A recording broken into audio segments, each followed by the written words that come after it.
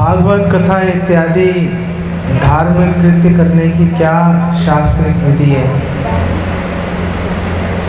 पेशेवर कथा वाचकों से कभी भागवत कथा मत सुनो। हमारे शास्त्रों में बोला है कि भागवत कथा तो दूध के समान अमृत है। अब आपने एक भगोने में आपने दूध डाल कर रख दिया और एक सांप आ गया वहाँ पर और आपके देखते ही देखते उस सांप ने उस दूध को जूठा कर दिया। अब क्या आप उस दूध को पियोगे? अब उस दूध को पीना मौत को गले लगाने के बराबर है। ऐसे ही भागवतम कथा जो है अमृत के समान है। लेकिन ये जो पेशेवर कथावाचक हैं, क्योंकि उन्होंने आपसे धन छीनना है, आपका धन ऐंठना है, इसलिए आपको वो बात बोलेंगे जो आपको अच्छी लग रही है, वो बात नहीं बोलेंगे जो आपके लाभ के काम, जो जिससे आपको फ़ायदा होगा। क्योंकि फ़ायदे की बात कड़वी होती है, कड़वी बात को सुनना मुश्किल होता है। कड़वी बात बोलेंगे तो आप अपनी जेब में हाथ डाल के पैसे नहीं निकालेंगे। वो आपको मधुर मधुर बातें बोलेंगे, भगवान कृष्ण की तोतली जबान ब्रज भाषा में आपको बोल के बताएंगे। मैया क्या कैसे बोलें? आप लोग तो बोल सकते हो ना, क्या क्या बोलेंगे कि मैंने नहीं माखन खायो। आप बोलोगे ओ कितना अच्छा लग रहा है, लेकिन वो आपको कभी नहीं बोलेंगे कि प्याज लहसुन छोड़ दो, प्याज लहसुन खाना मांस खाने के बराबर है। वो आपको कभी नहीं बताएंगे। भागवतम में लिखा है कि नशा नहीं करना चाहिए, चाय नहीं पीनी चाहिए, चाय पीने का मतलब है पाप कर रहे हैं। वो नहीं बताएंगे। क्यों बताएं? उनको आपसे कोई सरोकार नहीं है, उनको आपके पैसे से सरोकार है।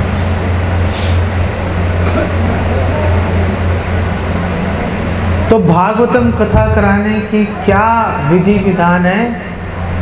सबसे पहला विधि विधान ये है कि पेशेवर कथा वाचकों से मत सुनिए। आप सुनते आ रहे हो, क्या मिलेगा? क्या जीवन में परिवर्तन लेके आए? कोई परिवर्तन नहीं आ रहा जीवन में। हम आपको बता रहे हैं कि आप जैसे चल रहे हो नरक में जाओगे। इंद्र तृप्ति को छोड़ो, प्याज लहसुन चाय को छोड़ो, भगवान का भजन करो, भगवान को भोग लगा के खाओ।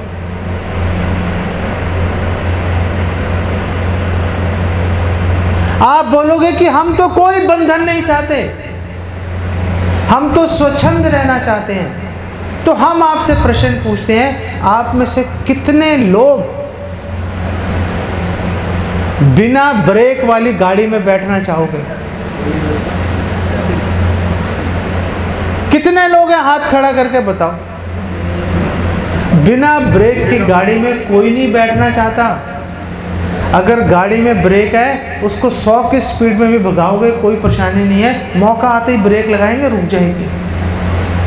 स्वच्छंद जीवन जो है बिना ब्रेक की गाड़ी है, एक्सीडेंट हो गई रहेगा। पेशेवर कथावाचक कभी नहीं बताएंगे आपको। ये बात कड़वी है, ये कड़वी बात है। कौन बताएगा? कौन खतरा मोल ले कि अभी आप तो उठ के चल दोगे, आप तो अभी उठ के चल दोगे। वो ये खतरा मोल नहीं लेते, वो ये खतरा मोल नहीं लेते। तो पहला विधि विधान ये है, पेशेवर कथा वाचकों से कथा मत सुनिए। जब भी कथा सुननी है, जब भी कथा सुननी है, हमेशा जो बिना कोई धन लिए, आप पहले पूछ लो, आप पैसे तो नहीं लोगे? जो बिना पैसे लिए जो कथा करने आ रहा है, जो पैसे लिए बिना कथा करने, पैसे बिना लिए कथा कर रहा है, वो आपसे क्यों दबेगा भला? आपसे तो कुछ ले ही नहीं रहा वो। फिर वो आपकी मनोहारी बातें नहीं बोलेगा कि आपके मन को अच्छी लगेंगी, वो बात बोलेगा जिससे आपका कल्याण होगा।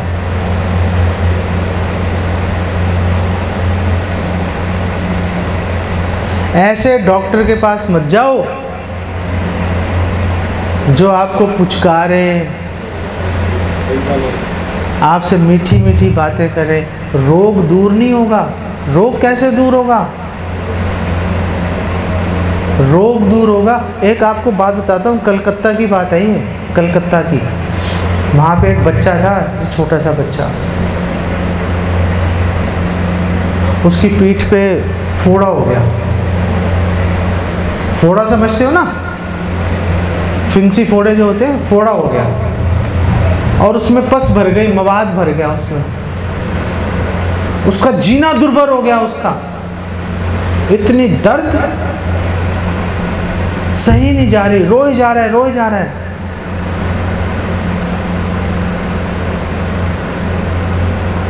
तो माँ बाप उसके फोड़े पर फूंक मारते थे, उसको थोड़ा सा आराम आता था। तो उसने अपने माँ बाप को बोला, फूंक मारते रहो बीच बीच में, मेरे को अच्छा लगता है। लेकिन वो फोड़ा बढ़ता चला गया।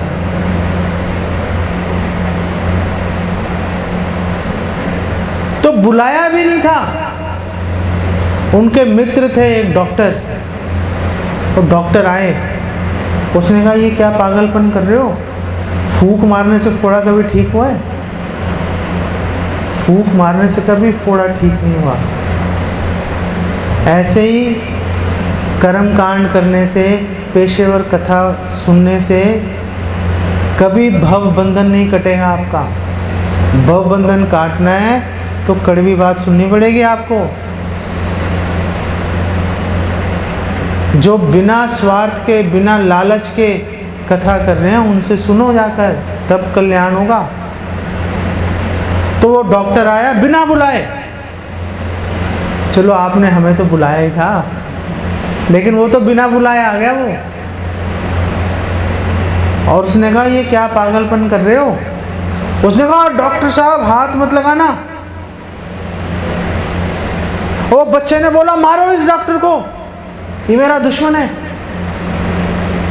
तो डॉक्टर ने 2 थप्पड़ मारे पहले तो उस लड़के को, बच्चे को। थप्पड़ खाते ही सीधा हो गया वो। उसने वो चाकू लिया, ब्लेड, और उससे उसमें चीरा लगाया, दवाई लगाई, 5-7 दिन में ठीक हो गया।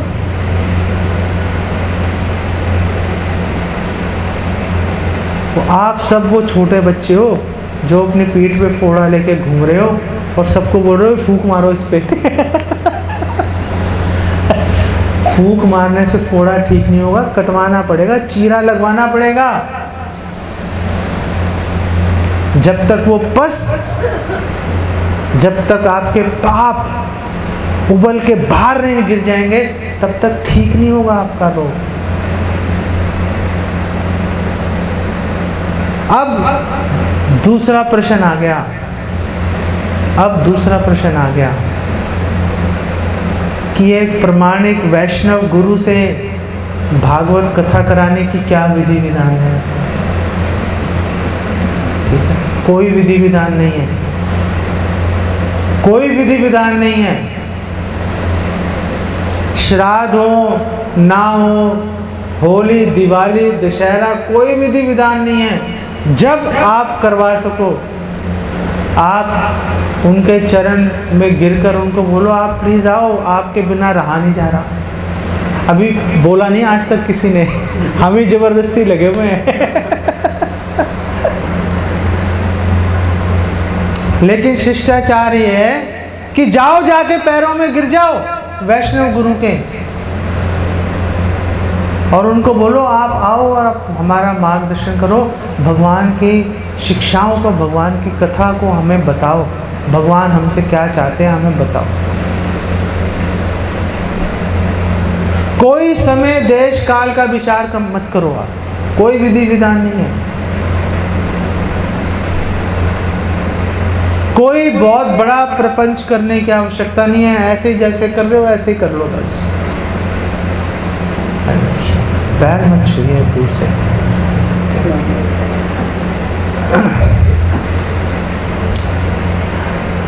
साधुओं के कभी पैर नहीं छूने चाहिए, दूर से प्रणाम करना चाहिए, ठीक है, ये शिष्टाचार है।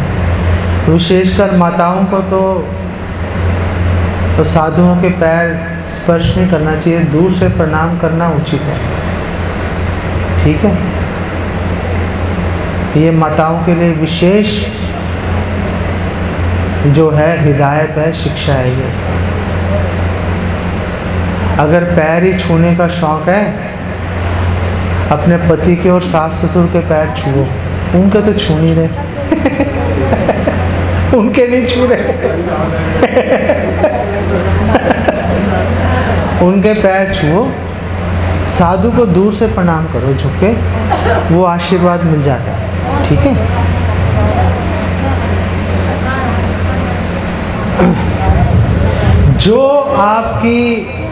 जो आपकी क्षमता है, जितनी आपकी ताकत है, उसके अनुसार आप जो उपस्थित जो भक्त श्रोतागण आए उनके लिए प्रसाद की व्यवस्था करो। सबसे उत्तम है कि उनको 56 भोग बना के खिलाना चाहिए। पहले 56 भोग बनाओ, भगवान को भोग लगाओ और सारे भक्तों को 56 भोग खिलाओ। थक जाए खाते खाते, पेट भर जाए, मन नहीं भरना चाहिए, ये पहली बात है। लेकिन अगर 56 भोग नहीं खिला सकते, आप 4 भोग की वस्तुएं बनाएं और भक्तों को आप खिलाएं। 4 नहीं खिला सकते, आप 2 चीज़ें बनाएं, आलू पूड़ी बनाएं, दाल चावल बनाएं, वो खिलाएं। वो भी नहीं खिला सकते, भक्तों को जो आए हैं कथा में भाग लेने के लिए उनको फल बांटे। आप पूरा फल नहीं बांट सकते, फल को काट के बांट दीजिए।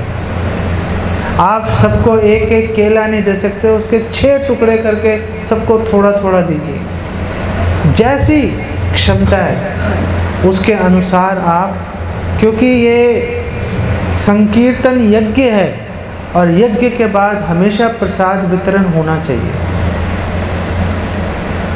हमेशा।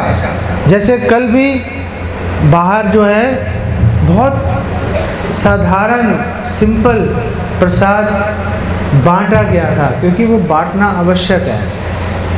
आप बहुत बड़ा नहीं कर सकते, कुछ जितना कम से कम आप कर सकते हो वो करो, उसी से भगवान प्रसन्न हो जाएंगे, भक्त सब उसी से संतुष्ट हो जाएंगे।